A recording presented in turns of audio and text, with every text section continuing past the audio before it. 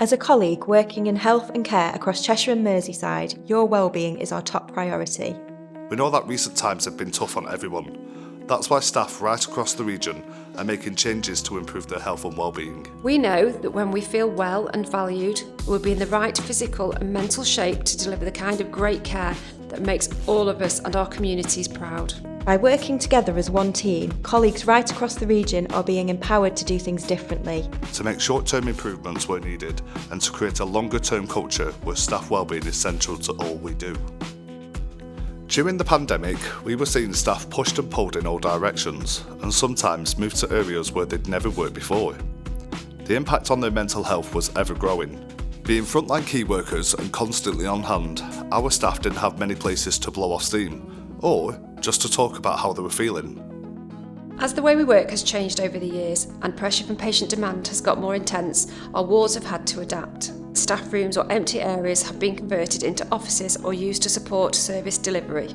But all this has meant that staff working on our wards had very poor facilities for taking rest breaks and staying hydrated. We didn't have the basics right for our staff, and it was impacting on their well-being and their performance.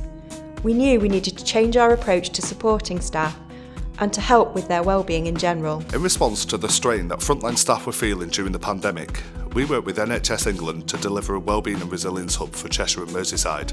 The aim was to deliver an inclusive package of psychological and therapeutic support to help staff with their mental health and wellbeing. And when it came to enhancing our spaces on the ward, we set about creating rooms that were relaxing with good facilities that would enable ward staff to take a proper break during their shift. We started by looking at former day rooms at the end of each ward that had, over time, been converted to offices.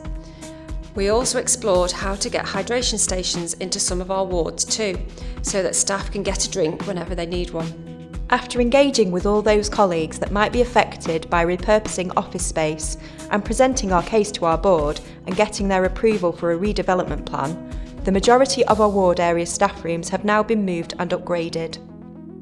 We're planning to complete the remaining areas soon and have a plan to also roll out the project to our community sites. And since the Resilience Hub was set up, the support team has grown from 4 to nearly 40.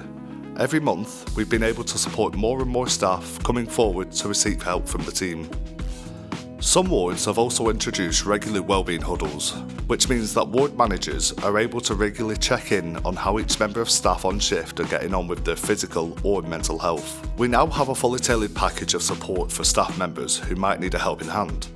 From educational-based workshops to group therapy and even face-to-face wellbeing events such as drumming and yoga. Since we've completed the first rest areas and introduced hydration stations, staff have told us about the positive impact on their sense of well-being. They talked about how they feel valued and how they have pride in their staff facilities. They see the investment in staff rest facilities as a really visible sign that the Trust is working to make improvements and that culturally it's okay to take a break.